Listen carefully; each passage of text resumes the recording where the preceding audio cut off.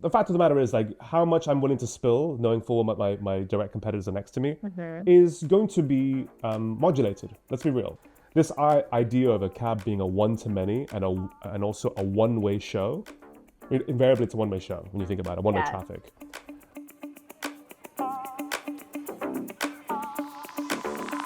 Welcome back to Manage Chaos Podcast. We are continuing our deep dive on customer intelligence with our guest in residence, Glenn Perera.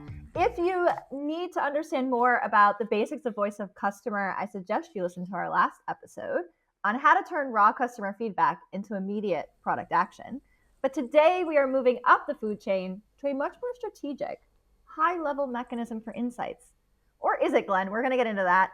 Customer Yeah, indeed. advisory boards. This is how savvy founders get honest, future-proofing direction from their very best clients, or how you waste your clients' time and don't actually do anything with the feedback that they give you. So, Glenn, welcome back to Manage Chaos. Just, Fantastic. to Fantastic. start off with, let's talk about cabs. What is a cab? Sure. How does that actually serve your strategic goals if you're a startup founder? Yeah, great shout. So I think I mean you've like prefaced it like perfectly. So let's paint the picture as to what cabs usually look like, and whether you call them customer advisory or client advisory, neither here nor there. But I'll use them interchangeably. So what usually happens in a cab is you get a room of how many people from different companies. It could be 10, it could be 20. It's usually a good chunk of people, and they're usually very senior. That's for sure. Mm-hmm. They might not be C-level, they could be C-level, you never know, but they're usually very senior. And you might have more than one person per company attending, but that's neither here nor there for the moment.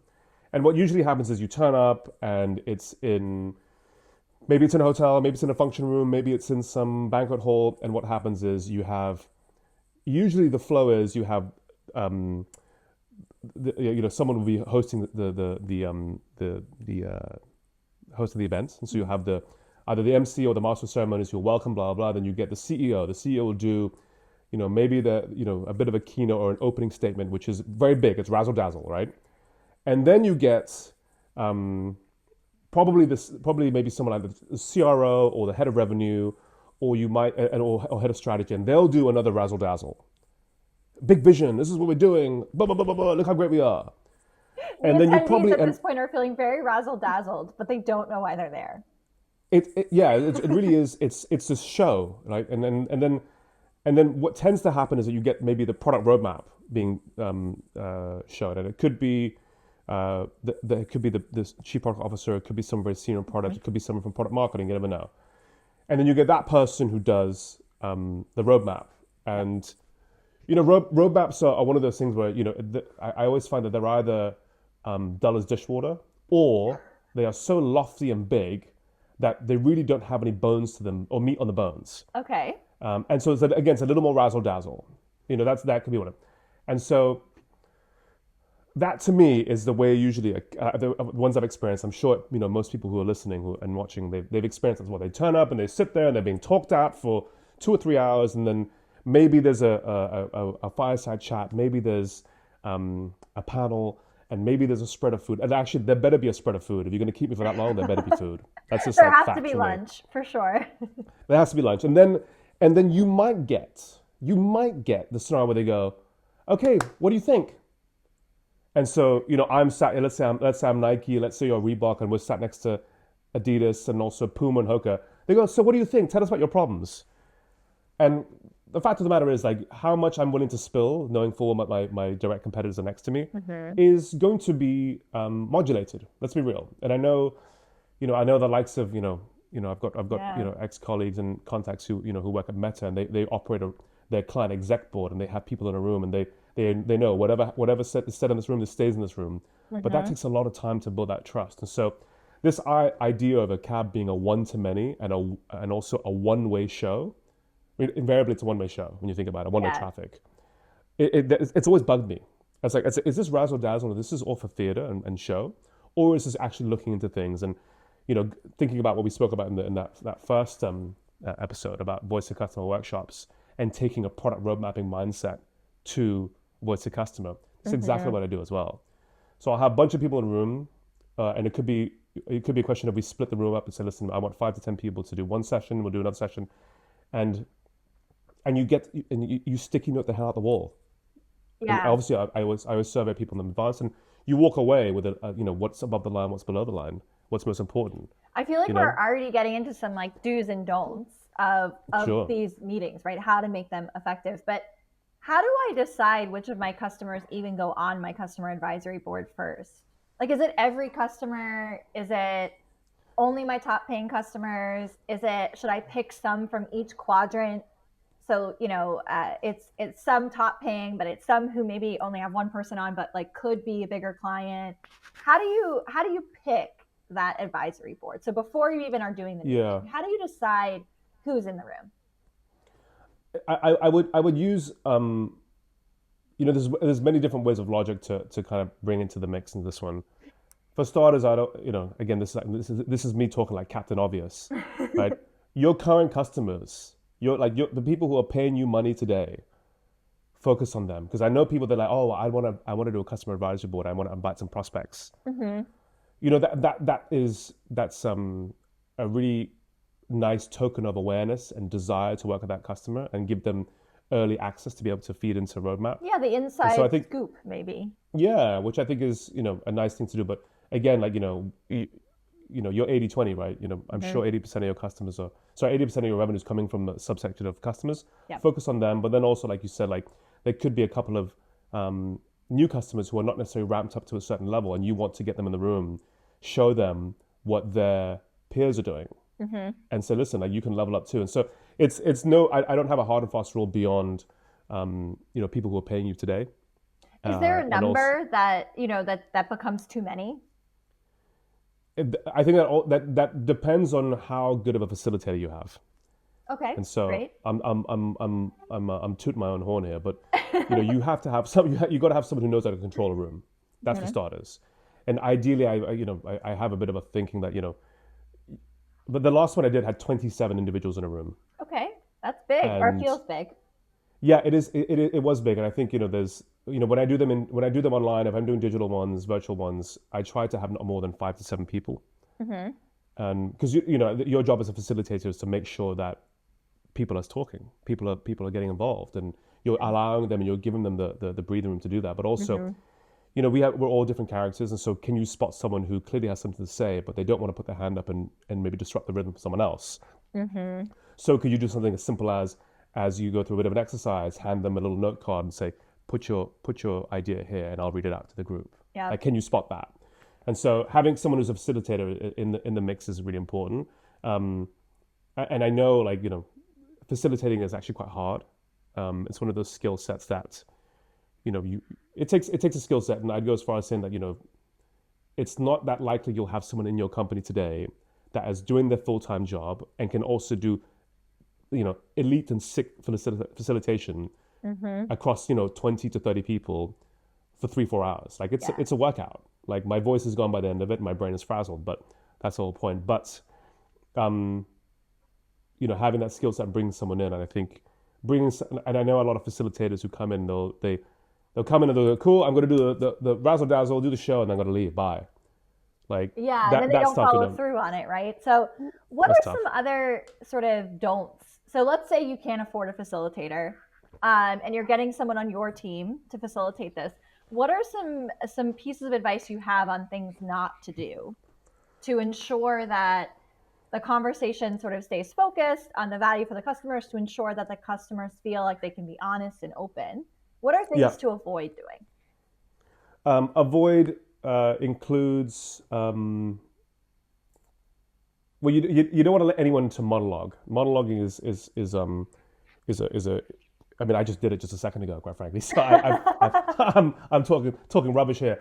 But I think how you avoid the things like monologues and derailing and stuck in the weeds is that you set tone in the beginning. It's like, listen, my job as a facilitator is to make sure that we are moving the conversation along. Mm-hmm. I'll be using a mixture of hand signals or flags.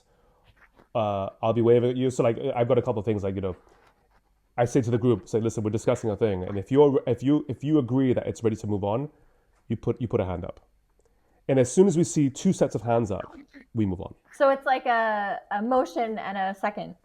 I Yeah. facilitated, it was an exec meeting, it wasn't a cab, but I facilitated one and we had a stuffed rabbit. And if someone went down a rabbit hole, we would throw the stuffed rabbit on the I mean, table. fantastic. I mean, and what a way to make it dramatic as well. It was like a really big visual cue of like, Yeah. hey, this is a rabbit hole. We're not going down it. Like once the rabbit went down, it had to Yeah. go in the parking lot, and that was that. And I think as well, there's, a big thing is to like, set the tone in the beginning and say, listen, I will be moving us along for starters. Don't get offended. And understand that there might be times where I sound like I'm being a dick, but I'm not. Yeah. And so, I think thinking about, the don'ts, like, if you're a participant in a cab, and any type of workshop when it comes to voice to customer or cabs, don't take things personally, but also allow yourself to also direct the situation as well. So let's say you and I are going back and forth on a topic that I brought up, and let's say I brought it up and I no longer agree with myself and I agree with you. I'm allowed to say, hey, listen, actually, you know what? I'm done. Yeah, let's go with what you said. And it's Right. like, great, we've moved ahead. And so, so being really, open with yourself about not being offended, but also, Yeah. Don't dig your heels in, right? Be open to no, new no. ideas and suggestions. Yeah, So if you're that facilitator, you have had a successful meeting. The meeting was great. People are in the meeting, they're sharing, they're having great ideas. But what is the process for sort of acting on that feedback from these very active and engaged group, right? Ensuring that the strategic insights actually lead to outcomes. Because a lot of times these customer advisory boards are telling you about the industry direction, or they're telling you about large macro, things that they're seeing. They're not saying, I wish that button was on the left side, right? So how do you take those, macro insights and kind of make them digestible for your team and ensure that the customer feels heard? sure. So when we're doing the process of workshopping ideas, and usually I pre-populate a lot of ideas, but some ideas will turn up on the day. And so, and then I'll categorize them into things like customer experience, operational needs. Let's say it's partnership requirements, marketing opportunity, learning and developments, and all these parts, parts of the business which have stuff to do. And a feature request or bug fix, whatever. And so from there, when we're walking through them, we're doing a process of explaining and also prioritization, expected impact, but also deciding what needs to happen that takes us from 0 to 1, and what does 10 look like. So we have a collective view. Everything's like, tomorrow if we could do something, what would it be? But if we're going to say in a year from now or 6 months from now, this has been done, what does that look like? So you've decided what does it look like, how long is it going to take, what would you like it to be tomorrow, what would you like to be in the future. You also got to decide who's going to help make that happen on the client side, and also on the company side and the customer side. And you always want people to say, actually, you know what, like I want to chip in with that. So that's a really important part, to be able to get in not just input but buy-in as well, to be able to support it. And so you immediately do prioritization, a vote of confidence, level of effort scoping, and what does progress look like from today, tomorrow, and beyond. And this whole process of prioritizing usually lends itself towards someone saying, actually, you know what, that thing we discussed half an hour ago, based on this one, I want to park mine. And so things organically kind of rise to the top. But from there, we have a view which is scoped, prioritized, sized, and also designated in terms of ownership. From there, I go through the process of taking those notes and everything we did on the whiteboard, or if it's on the likes of Miro or some digital whiteboard, I will turn that into a project plan, and it is categorized by level of effort, impact, how it links to company mission, vision, and goals. So is this a revenue growth? Is this an operational ease? Is this churn prevention? And so from there, you can look at it from a product point of view, you can look from a marketing point of view, vision, mission, X, blah, blah. And then from there, teams can be able to understand, great, so if we want to work on what's going to, let's say, prevent the most churn, here are the 3 things we'd work on.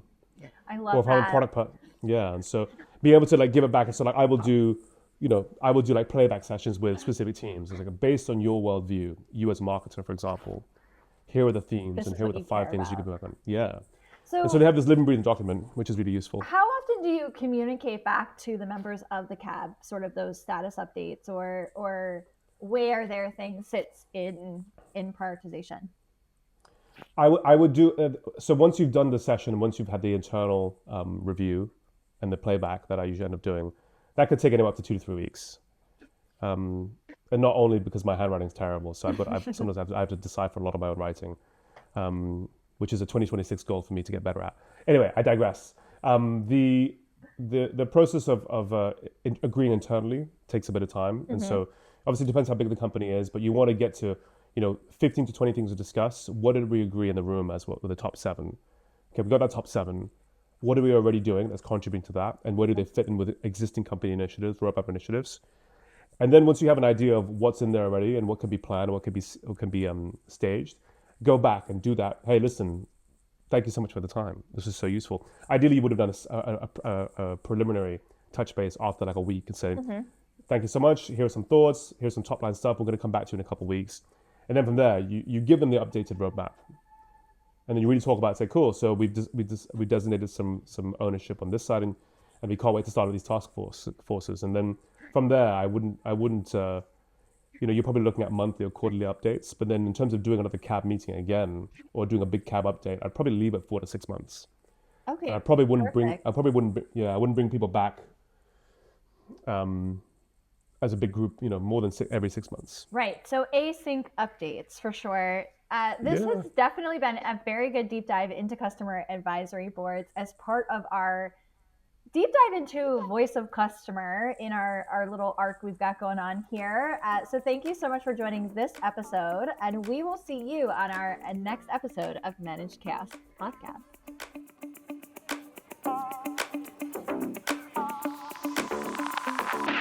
Outsourcing your US tech talent shouldn't be hard. With Pobble.io, we deliver high-quality teams on demand and provide huge cost savings to your business.